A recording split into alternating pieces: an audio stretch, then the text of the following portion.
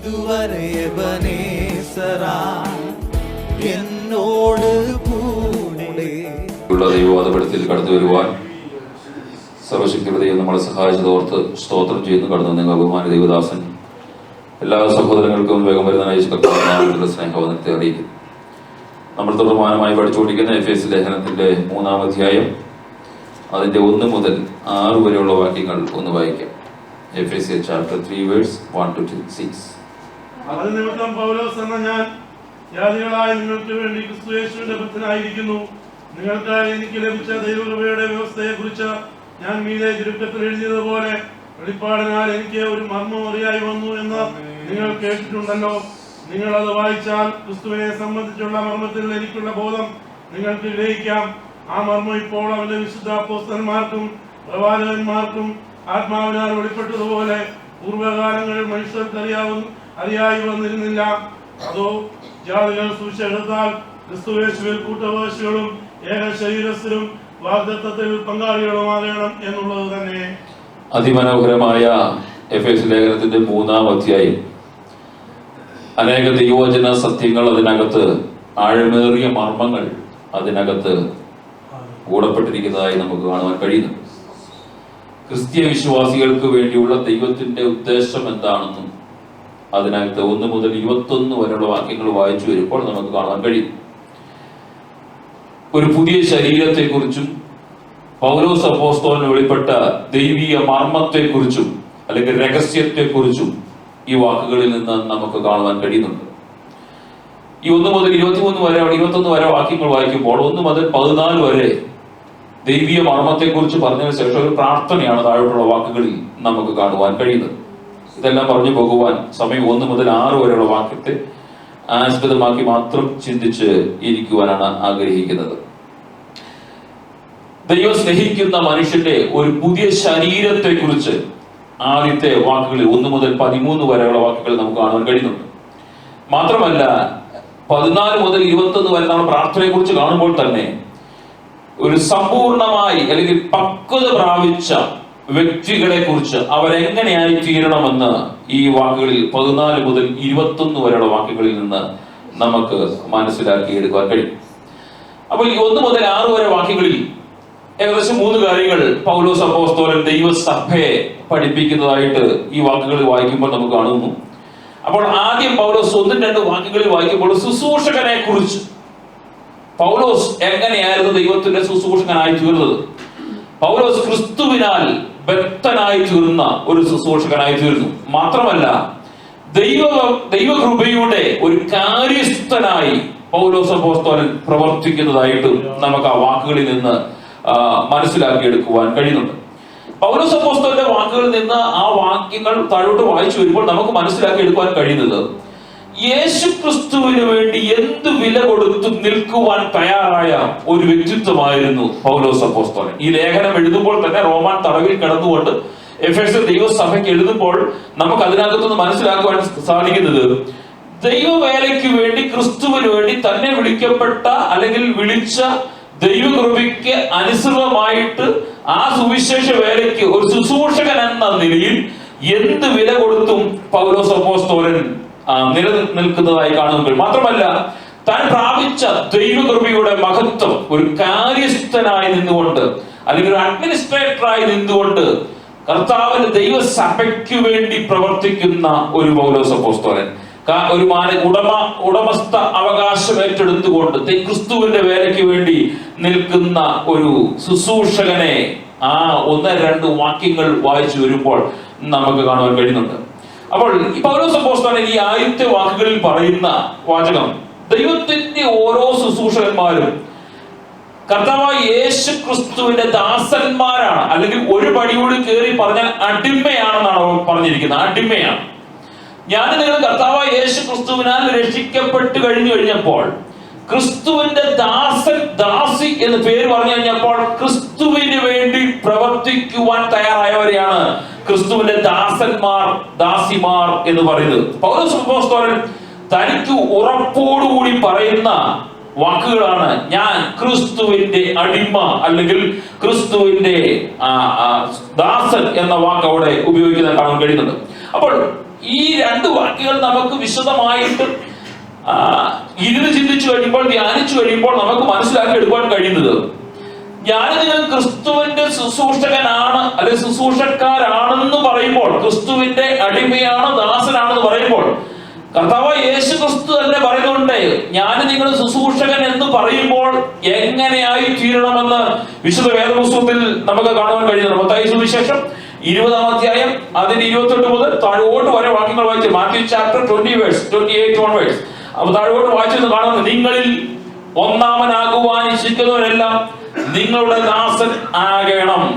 മനുഷ്യപുത്രൻ ശുശ്രൂഷ ചെയ്യിപ്പാനല്ല, ശുശ്രൂഷിപ്പാനും അനേകർക്ക് വേണ്ടി തന്റെ ജീവനെ മറുവിലെ കൊടുക്കുവാനും വന്നതുപോലെ തന്നെ എന്ന് ഉത്തരം പറഞ്ഞു. അപ്പൊ ഞാനും നിങ്ങളും യേശു ക്രിസ്തുവിന്റെ ശുശ്രൂഷകനായിട്ട്, ക്രിസ്തുവിനാൽ ബദ്ധനായി തീർന്നു കഴിഞ്ഞപ്പോൾ, ദാസനായി തീർന്നു കഴിഞ്ഞപ്പോൾ എങ്ങനെയായി തീർണം? ഞാനും നിങ്ങളും കർത്താവിന്റെ വേലിൽ ഒന്നാമനാകുവാൻ ആഗ്രഹിക്കുന്നുണ്ടെങ്കിൽ എന്തായി തീരണം? മറ്റുള്ളവർക്കൊരു ദാസനായി തീരണം. കാരണം യേശു കർത്താവാണ് ഏറ്റവും വലിയ ഉദാഹരണം. യേശു കർത്താവ് പറയാണ്, ഞാൻ മനുഷ്യപുത്രൻ ഈ ഭൂമിയിലേക്ക് വന്നത് മറ്റുള്ളവരെ കൊണ്ട് വേല ചെയ്യിപ്പാനല്ല, മറ്റുള്ളവർക്ക് വേണ്ടി വേല ചെയ്യുവാൻ വേണ്ടിയാണ് കടന്നു വന്നത്. അങ്ങനെയാണെങ്കിൽ ആ യേശു ക്രിസ്തുവിൽ ഞാനും നിങ്ങളും ബദ്ധനായി ആ ദൈവകൃപയുടെ പരിജ്ഞാനത്തിന്റെ ആത്മാവ് പ്രാപിച്ചു കഴിയുമ്പോൾ എന്നിലും നിങ്ങളുടെ അകത്തേക്ക് വ്യാപരിക്കുന്ന പരിശുദ്ധാത്മാവ് മറ്റുള്ളവർക്ക് വേണ്ടി വേല ചെയ്യുന്നവരായി തീരണം, മറ്റുള്ളവരെ കൊണ്ട് പ്രവൃത്തി ചെയ്യിപ്പിക്കുന്നവരായി തീരരുത്.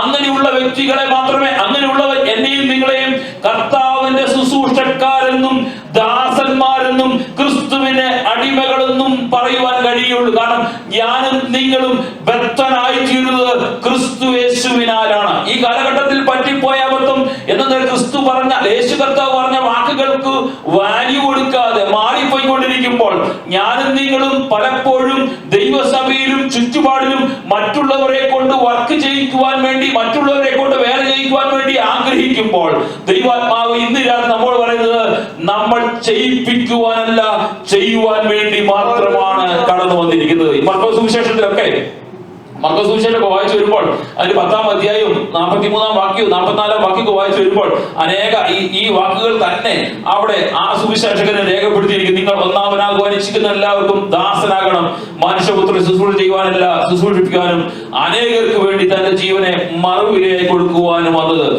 അതിനുശേഷം ലൂക്കോസ് സുവിശേഷത്തിലേക്ക് വരുമ്പോൾ അവിടെ യേശു കർത്താവ് പറയുന്നത് ശുശ്രൂഷകൻ ആരാകണം എന്ന് ലൂക്കോസ് സുവിശേഷകൻ അവിടെ വ്യക്തമായി എഴുതുന്നു. ആരാണ് വലിയവൻ? ഭക്ഷണത്തിൽ ഇരിക്കുന്നവനോ ശുശ്രൂഷിക്കുന്നവനോ?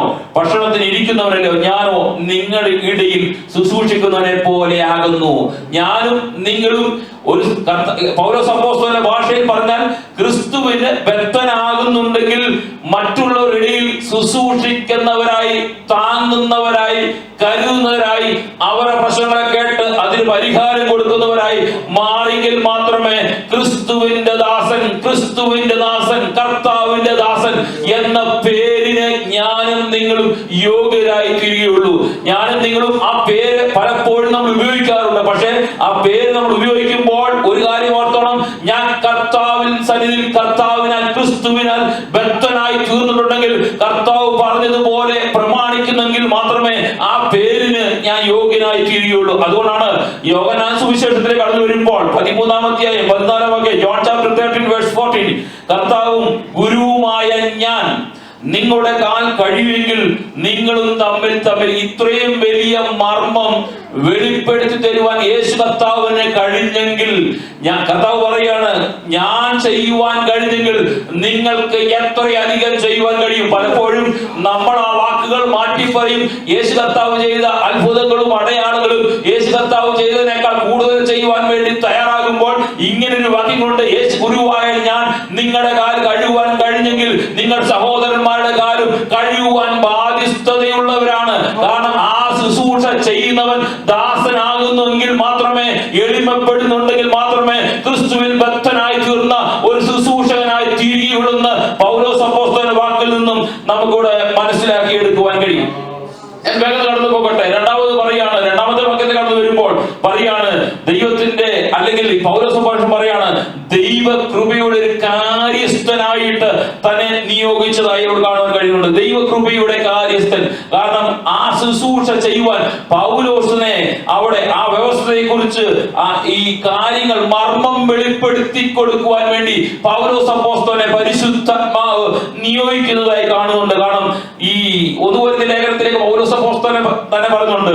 1 കൊരിന്ത്യർ ലേഖനം 4-ാം അധ്യായത്തിന്റെ 1-2 വാക്യങ്ങൾ വായിച്ചു വരുമ്പോൾ നമുക്ക് കാണുവാൻ ഈ കാര്യസ്ഥൻ ദൈവകൃപയുടെ പ്രാപിച്ചെടുത്ത ആ കാര്യസ്ഥൻ ശുശ്രൂഷകൻ എങ്ങനെയായി തീരണമെന്ന് ഈ 4-ാം അധ്യായം 1 കൊരിന്ത്യർ ചാപ്റ്റർ 4 വായിച്ചു വരുമ്പോൾ കാണുന്നുണ്ട്. ഞങ്ങളോ ക്രിസ്തുവിന്റെ ശുശ്രൂഷക്കാരും ദൈവ മർമ്മങ്ങളുടെ ഗ്രഹവിചാരന്മാരും എന്നിങ്ങനെ ഓരോരുത്തർ എണ്ണിക്കൊള്ളട്ടെ. ഗ്രഹവിചാരന്മാർ അന്വേഷിക്കുന്നതോ അവർ വിശ്വസ്തരായിരിക്കണം. ഞാനും നിങ്ങളും ദൈവത്തിന്റെ കർത്താവിന്റെ ദാസനെന്നും ശുശ്രൂഷകന്മാരെന്നും ദാസിമാരെന്നോ പേര് പറയുന്നുണ്ടെങ്കിൽ ഞാൻ നിങ്ങൾ ഓർക്കണം, നമ്മളെ ഏൽപ്പിച്ചിരിക്കുന്ന ദൈവകൃപയുടെ ആ കാര്യസ്ഥൻ ആയ ആ ദൗത്യം മറ്റുള്ളവർ ദൈവകൃപ ഞാൻ നിങ്ങളും ആ പരിശുദ്ധാത്മാവിന്റെ ദൈവകൃപ പ്രാപിച്ചിരിക്കുമ്പോൾ നമ്മളിൽ ഏൽപ്പിച്ചിരിക്കുന്ന ഒരു ഗ്രഹവിചാരത്വമുണ്ട്. അത് കർത്താവ് അന്വേഷിക്കുമ്പോൾ ഞാനും നിങ്ങളും ഏൽപ്പിച്ചതിൽ വിശ്വസ്തത പുലർത്തുന്നുണ്ടെങ്കിൽ മാത്രമേ യഥാർത്ഥ ദൈവത്തിന്റെ ദാസനെന്ന് പേര് പറയുവാൻ കാരണമാകുള്ളൂ. പലപ്പോഴും പറ്റിപ്പോയ പരാജയം എന്ന് അറിയാമോ?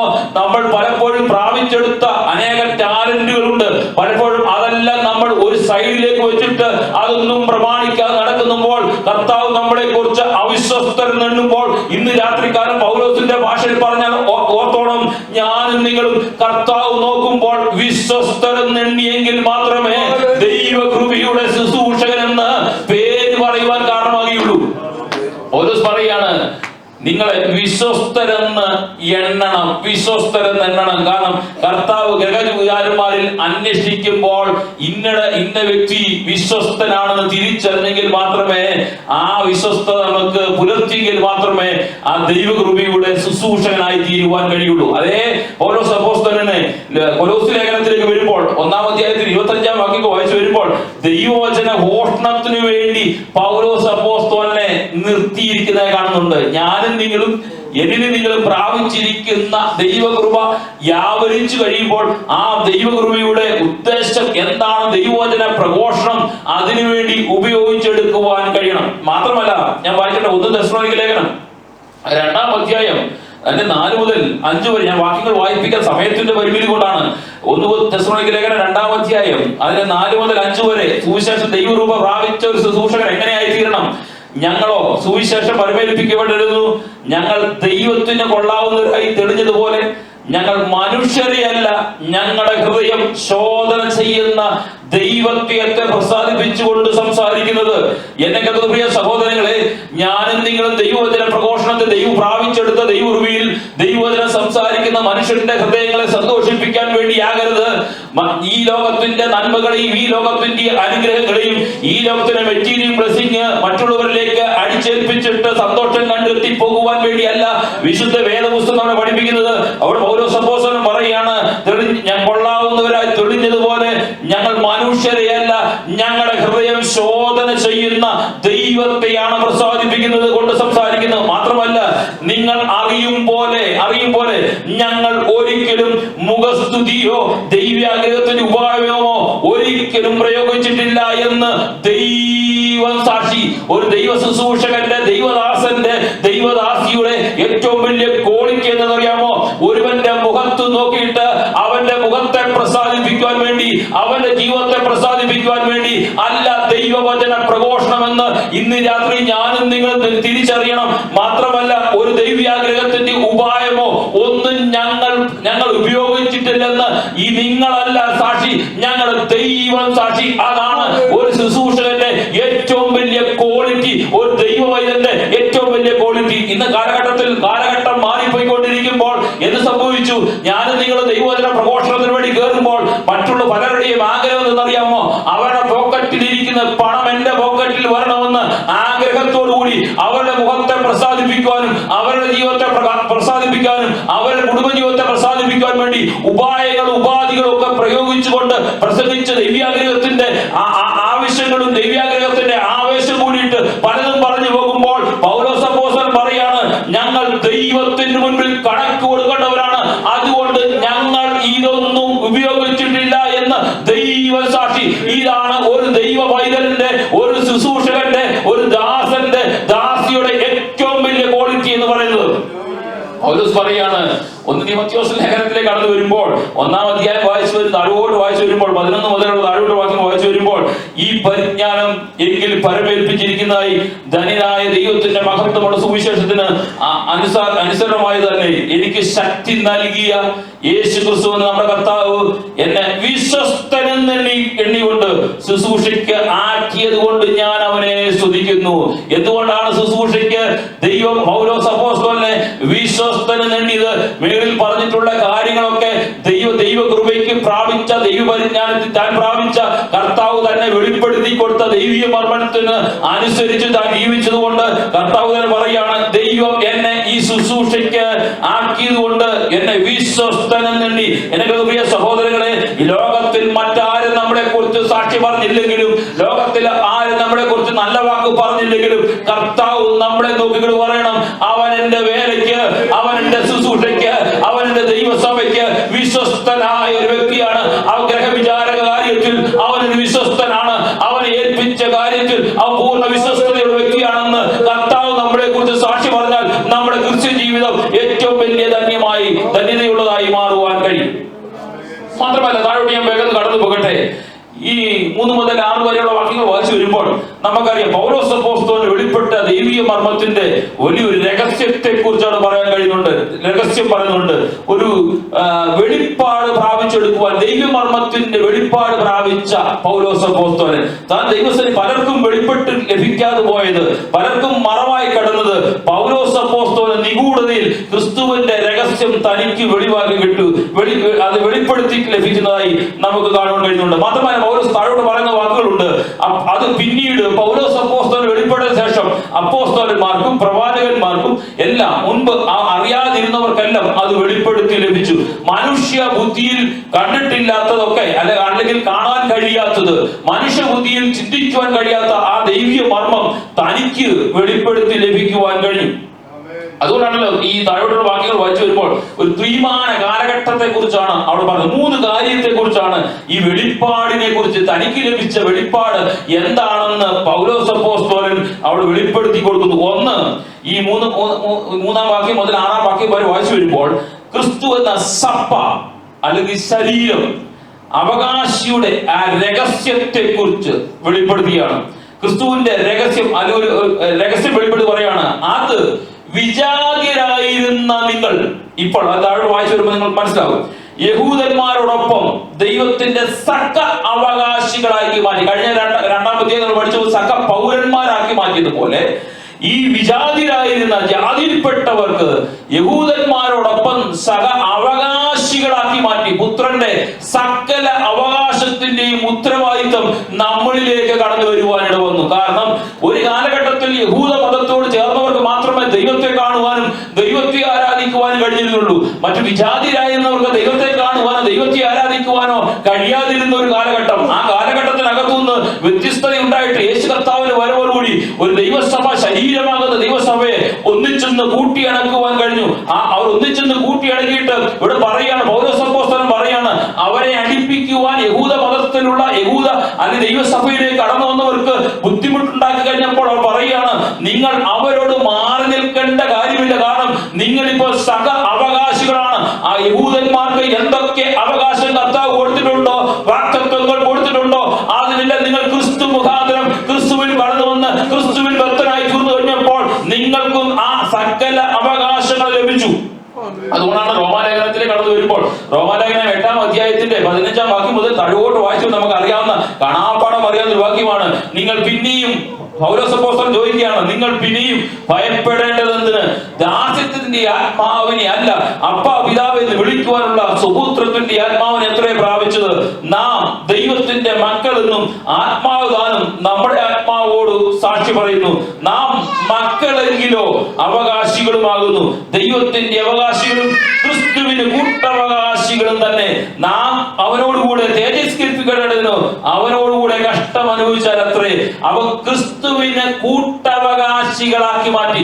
ഇതുവരെ വിജാതിയായിരുന്ന എനിക്കും നിങ്ങൾക്കും ഒരു അവകാശമില്ലായിരുന്നു. ഈ ദൈവത്തെ കാണുവാൻ വേണ്ടി ചിലരുടെ പ്രത്യേക പെർമിഷൻ വേണ്ടി വന്ന കാലഘട്ടത്തിൽ യേശു കർത്താവിന്റെ വരവോടുകൂടി അതിനെ ഒന്ന് അടിച്ചു പറഞ്ഞ് ഇടിച്ചു മാറ്റിയിട്ട് എന്നെയും നിങ്ങളെയും അതിനോടൊപ്പം ചേർത്തിണക്കി ആ കൂട്ടവകാശികളാക്കി മാറ്റിയിട്ട് ക്രിസ്തു അനുഭവിക്കുന്ന സകലത്തിന്റെ അവകാശികളാക്കി എന്നെയും നിങ്ങളെയും മാറ്റിയിരിക്കുമ്പോൾ അപ്പാ പിതാവേ എന്ന് വിളിക്കുവാൻ ഒരു കാലഘട്ടത്തിൽ പിതാവേ എന്ന് വിളിക്കുവാനുള്ള സുപുത്രന്റെ ആത്മാവിനെ എനിക്ക് നിങ്ങൾക്കും ഇല്ലാതിരുന്നപ്പോൾ യേശു ക്രിസ്തു മുഖാന്തരമായിട്ട് ബദ്ധനായി തീർന്നു കഴിഞ്ഞപ്പോൾ അപ്പാ പിതാവേ എന്ന് വിളിക്കുവാനുള്ള സുപുത്രന്റെ ആത്മാവിനെ എന്നിലും നിങ്ങളിലേക്കും ഉദിപ്പിച്ചു തരുവാൻ അല്ലെങ്കിൽ തരുവാൻ ഇടയായി തീർന്നു. അങ്ങനെയാണെങ്കിൽ ഇന്ന് രാത്രികാലം എന്നെ പ്രിയ സഹോദരങ്ങളെ, ഞാനും നിങ്ങൾ പലപ്പോഴും ജീവിതത്തിനകത്ത് ഭാരപ്പെടുമ്പോഴും പ്രയാസപ്പെടുമ്പോഴും ജീവിതത്തിനകത്ത് നിരാശപ്പെടുമ്പോഴും ഒരു കാര്യം ഓർത്തോണം, ഒരുവനെപ്പോഴും അതിനകത്ത് നമുക്ക് പോരായ്മ വന്നിട്ട് പലപ്പോഴും നമ്മൾ നിരാശപ്പെടുന്നവരായി തീരുകയാണ്. കാരണം ആ ദൈവകൃപ എന്ന് പറഞ്ഞാൽ എന്നെയും നിങ്ങളെയും നിത്യതയിൽ നിന്ന് അകറ്റിയ സ്ഥാനത്ത് നിത്യതയിലേക്ക് എത്തിച്ച ഒരു ദൈവകൃപ. ഞാൻ വേഗം മുന്നോട്ട് കടന്നു പോകട്ടെ. തീത്തോസിന്റെ ലേഖനം 3-ാം അധ്യായത്തിന്റെ 4 മുതൽ 7 വരെ വാക്യങ്ങൾ വായിച്ചു വരുമ്പോൾ, എന്നാൽ നമ്മുടെ രക്ഷിതാവായ ദൈവത്തിന് ദൈവം മനുഷ്യപ്രതിയും ഉദിച്ചപ്പോൾ അവൻ നമ്മെ നാം ചെയ്ത നീതി പ്രവൃത്തികളാലല്ല തന്റെ കരുണപ്രകാരം അത്രേ രക്ഷിച്ചത്. നാം അവന്റെ കൃപയാൽ നീതീകരിക്കപ്പെട്ടു പ്രത്യാശ പ്രകാരം നിത്യജീവന്റെ അവകാശികളാക്കി തീരുന്നതിന് പുനർജന സ്ഥാനം കൊണ്ടും നമ്മുടെ രക്ഷിതാവായ യേശു ക്രിസ്തു മൂലം നമ്മുടെ മേൽ ധാരാളമായി പകർന്ന പരിശുദ്ധാത്മാവിന്റെ നവീകരണം കൊണ്ടും അത്രേ തന്നെ.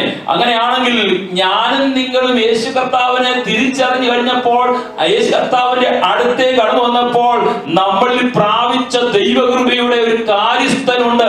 ആ പരിശുദ്ധാത്മാവിന്റെ ശക്തി ഞാനും പ്രാപിച്ചു കഴിയുമ്പോൾ ഏത് അവസ്ഥയിലും ഏത് സമയത്തും ഒരു കാലഘട്ടത്തിൽ എനിക്ക് നിങ്ങൾക്കും അങ്ങോട്ട് ചെല്ലുവാൻ കഴിയാതിരുന്ന സമയത്ത് ഇപ്പോൾ ഏത് സമയത്തും ഏത് കാലഘട്ടത്തിലും ഏത് അവസ്ഥയിലും ചെന്നിട്ട് ആ മുഖത്തേക്ക് നോക്കിയിട്ട് ആ ദൈവപിതാവേ എന്ന് വിളിച്ച് നമ്മുടെ ആവശ്യങ്ങൾ പറയുവാനും കഴിയുന്നുണ്ടെങ്കിൽ ഇന്ന് രാത്രികാലം കേൾക്കുന്ന പ്രിയ സഹോദരങ്ങളെ, ഞാനും നിങ്ങളും ആ ക്രിസ്തുവിനാൽ ബദ്ധനായി തീർന്നിരിക്കുന്നു എന്നുള്ള തിരിച്ചറിവ് ഞാൻ നിങ്ങൾ പ്രാപിച്ചെടുക്കേണ്ടത് ഏറ്റവും അത്യാവശ്യമാണ്. പൗലോസ് അപ്പോസ്തലൻ പറയാണ്, ഈ മർമ്മം എന്ന് പറയുന്നത് വിജാതിരായ ഞങ്ങൾ യഹൂദന്മാരോടൊപ്പം സഹ അവകാശികളായി തീർന്നു. വേഗത്തിൽ കടന്നു പോകട്ടെ.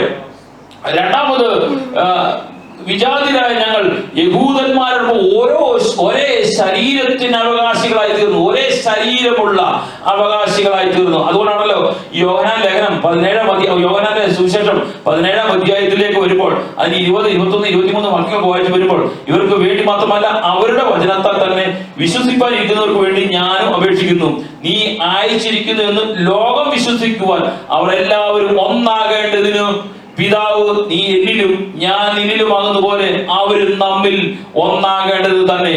അപ്പം യേശു കർത്താവ് പറയുന്ന വാക്കാണ് അവിടെ. യേശു കർത്താവ് പറയുന്നത്, ഒരു കാലഘട്ടത്തിൽ ഒരു കൂട്ടർക്ക് വേണ്ടി മാത്രം ദൈവത്തിന്റെ പ്രസന്നത അല്ലെ ആ സാന്നിധ്യം അനുഭവിച്ചുകൊണ്ടിരുന്ന സ്ഥാനത്ത് ഈ ലോകത്തിലേക്ക് യേശു കർത്താവ് വന്നപ്പോൾ അവരിൽ നിന്ന് മാറിയിട്ട് വിജാതിരായ എന്നെയും ആ ശരീരത്തോട് കൂട്ടിച്ചേർക്കുവാൻ കഴിഞ്ഞു. നമ്മൾ ഒന്നാകുന്നത് പോലെ അവരും എന്നിൽ ഒന്നാകണമെന്ന് പിതാവ് കർത്താവ് യേശു കർത്താവ് ആഗ്രഹിച്ചു. അങ്ങനെയാണെങ്കിൽ ഒരു കാലഘട്ടത്തിൽ ആർക്കും വേണ്ടാതെ കിടന്ന എന്നെയും നിങ്ങളെയും യേശു കർത്താവിന്റെ ആ സ്നേഹം മുഖാന്തരമായിട്ട് ഒന്നാക്കി തീർത്തത് നമുക്ക് കാണും, വിശുദ്ധ വേദപുസ്തകത്തിൽ കാണുവാൻ കഴിയുന്നുണ്ട്. ഈ റോമാലേഖനം 12-ാം അധ്യായത്തിന്റെ 5-ാം വാക്യം വായിച്ചു വരുമ്പോൾ, അതുപോലെ പലരായ നാം ക്രിസ്തുയേശുവിൽ ഒരു ശരീരവും എല്ലാവരും തമ്മിൽ അവയവങ്ങളുമാകുന്നു. ഇതുവരെ അവയവങ്ങളല്ലായിരുന്നു.